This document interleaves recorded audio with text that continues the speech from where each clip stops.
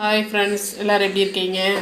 இன்றைக்கி வந்து சூப்பரான ஒரு பருப்பு குழம்பு, ரொம்ப டேஸ்ட்லியாக இருக்கும். ஆனால் அதே சமயம் நமக்கு வந்து ஈஸியாகவும் இருக்கும். அது எப்படி பண்ணுறதுன்னு பார்ப்போம். இப்போ வந்து நான் ஒரு கப்பு துவரம் பருப்பு எடுத்து வச்சுருக்கேன். இப்போ இது வந்து நல்லா கழுவிக்கலாம். இப்போ வந்து பருப்பு போட்டாச்சு. நான் வந்து அதில் வந்து 3 கப்பு தண்ணி ஊற்றிருக்கேன். 1 கப்பு துவரம் பருப்புக்கு 3 கப்பு, அதுலேயே ஒரு தக்காளி, 2 பச்சை மிளகா, அப்புறம் ஒரு பல் பூண்டு,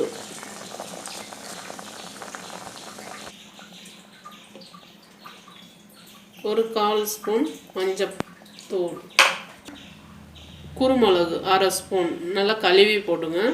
ஏன்னா எங்கே வேணாலும் காய வைப்பாங்க, அதில் வந்து டஸ்ட்டெல்லாம் இருக்கும். நீங்கள் வந்து கழுவி போட்டுட்டால் சுத்தமாக இருக்கும். நல்லா காரமாக குருமிளகு வந்து நான் வந்து ஒரு 1/2 ஸ்பூன் போட்டிருக்கேன். மிளகா வந்து கம்மியாக இருக்குது. குருமிளகு தான் காரத்துக்கு கொடுக்கும். சீரகம் அதில் வந்து ஒரு 1/4 ஸ்பூன் போட்டிருக்கேன்.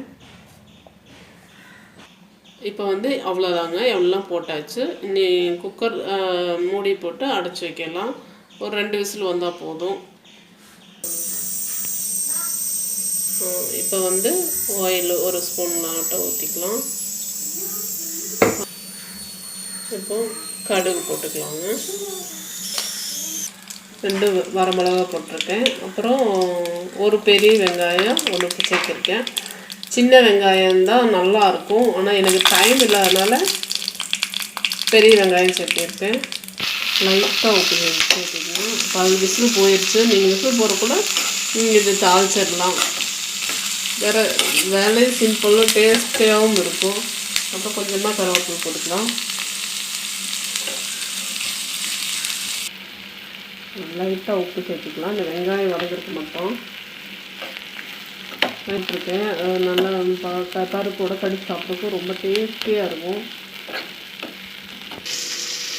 இப்போ விசிலெல்லாம் போய் பருப்பெல்லாம் ரெடி ஆயிடுச்சு. இது பாருங்கள், இந்த தக்காளியெல்லாம் பார்த்திங்கன்னா அப்படியே முழுசாக தான் போட்டேன்.